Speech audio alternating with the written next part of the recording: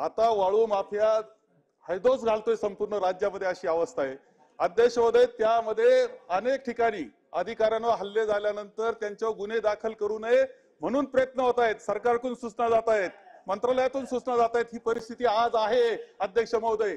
गुन्हेगारावर सुद्धा, गुंडांवर गुन्हे दाखल करू नका अशा सूचना जातात, अधिकाऱ्यांना मारलेलं असतं, ती अशी परिस्थिती असते। ठीक आहे अध्यक्ष महोदय, सगळ्या सभागृहाला हे सगळं माहिती आहे कसं फसलं आणि आता काय चाललं। माझा प्रश्न असा आहे की मंत्री महोदयाने एक नवा प्रश्न उपस्थित केला की आम्ही आणखी नवं धोरण ग्रामपंचायतला परवानगी देऊन टाकायची किंवा नगरपालिकेला परवानगी द्यायची। अध्यक्ष माझं म्हणणं मंत्री महोदयाला एवढंच आहे की पुन्हा एकदा अधिकाऱ्यांबरोबर बसा, विधी न्याय लोकांबरोबर बसा आणि असं धोरण तुम्ही मुक्त मनानं सांगितलं, असं धोरण आपण आणू शकतो का नाही हे फक्त या अधिवेशनात सांगा। सन्मान्य ज्येष्ठ सदस्य बाळासाहेबांनी खरं आत्मपरीक्षण केलं पाहिजे या बाबतीमध्ये पूर्वी काय होतं आणि आता काय होतं।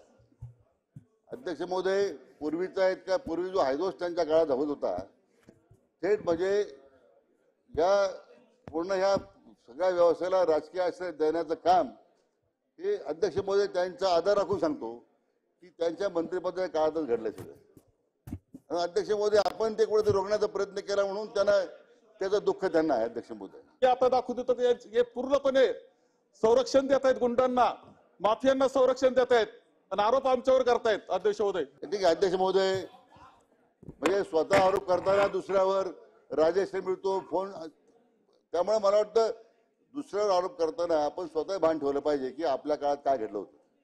पण अध्यक्ष महोदय, माझी एवढीच अपेक्षा आहे, मी काही प्रतिसाद प्रश्न केलेला नाहीये, मी म्हटलं we are open for suggestion, आपण सूचना करा। नाही थोडं आमचं ठरलं